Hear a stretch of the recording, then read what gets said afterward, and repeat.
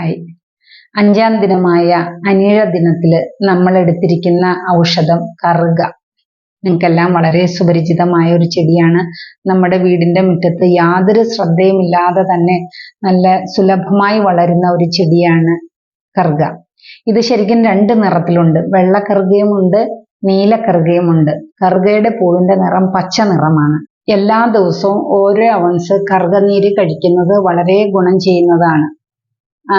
പച്ച കറുകനീരില് വളരെയധികം പ്രോട്ടീനും കറുക കത്തിച്ച് ചാരം, അതിനകത്ത് calcium, phosphorus, potassium, sodium, magnesium തുടങ്ങിയ വസ്തുക്കളും അടങ്ങിയിരിക്കുന്നു.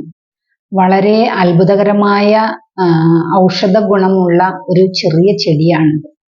ഇതിനെ കണ്ടാൽ നമുക്ക് മീച്ചം തോന്നുമില്ലെങ്കിലും ഇതിൻ്റെ ഫലപ്രാപ്തിയിൽ വരുമ്പോൾ ഈ പാർക്കിൻസൺസ് തുടങ്ങിയ ഗംഭീര വാതരോഗങ്ങൾ, അതുപോലെ ഉറക്കക്കുറവ്, ഓർമ്മക്കുറവ് തുടങ്ങിയ വാതരോഗങ്ങൾക്ക് കൊടുക്കുന്ന ഔഷധിയിൽ കറുക വളരെ കൂടുതലായി ചേർന്നിട്ടുണ്ട്.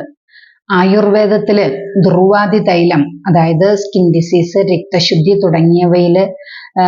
തുടങ്ങിയവയ്ക്ക് ഉപയോഗിക്കുന്ന തൈലമാണ് ദുർവാദി തൈലം. കറുകയ്ക്ക് സംസ്കൃതത്തിൽ ദുർവ എന്നാണ് പറയുന്നത്.